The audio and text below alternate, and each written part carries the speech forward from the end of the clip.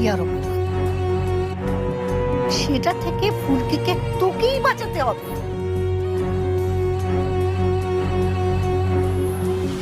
দেখছিস সুন্দরী মাইয়াটা আজকে জয়েন করছে।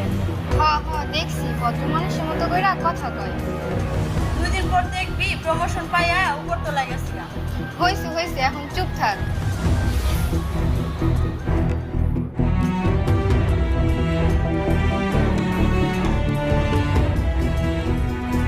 তুমি খাইবা না? এইখানে বসে আছো কেন? খাবো, এখানেই খাবো, কিন্তু কিভাবে খেতে হয় সেটা জানি না। এইখানে খাইবা, বেতনে অর্ধেক টাকাই তো কাইটে নিব। মানে কি? হ্যাঁ, এইখানে খালি অফিসাররা খায়, আমরা তো বাইরে থেকে কিছু একটা খাইয়ে নিই। ওই তোরা এখানে কি করো? যা নিজের কাজে যা, যা সবাই যা। মা তুমি এখানে বসে আছো, খাবার দিতে কমো? না চাচা, আমি এখানে খাবো না, ভাবছি বাইরে কোথাও খেয়ে নেব। আচ্ছা চাচা, আমি যদি এখানে না খাই আমার বেতন থেকে তো টাকা কাটবে না, তাই না না? না খেলে কাটবে না। আজকের দিনটা না হয় তুমি আমার সাথেই খেলে, তোমার চাচি অনেক খাবার পাঠিয়েছে। না চাচা, আমি বাইরে কোথাও খেয়ে নেব, আপনি এখানেই খেয়ে নেন।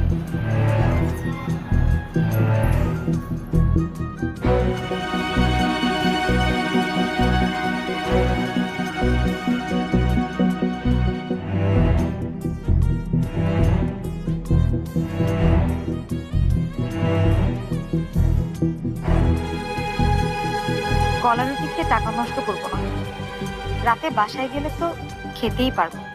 আব্বু আম্মুকে যে করেই হোক বেতনের পুরো টাকাটাই বুঝিয়ে দিতে হবে।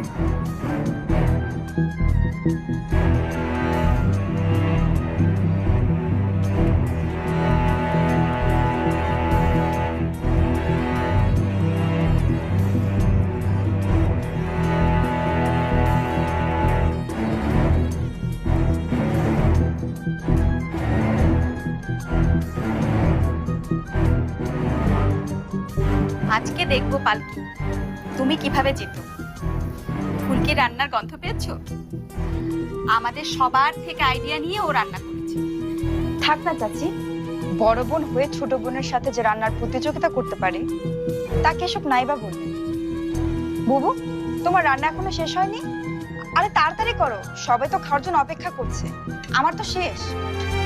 আহা, জেল থেকে কেবলমাত্র ফিরলে, এত টেনশন করো না তো।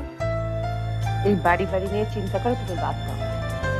সাবা একটা খুব ভালো চাকরি পেয়েছে, দেখবে আগামী মাসে আমরা একটা খুব ভালো দেখে বাসায় উঠে যেতে পারবো।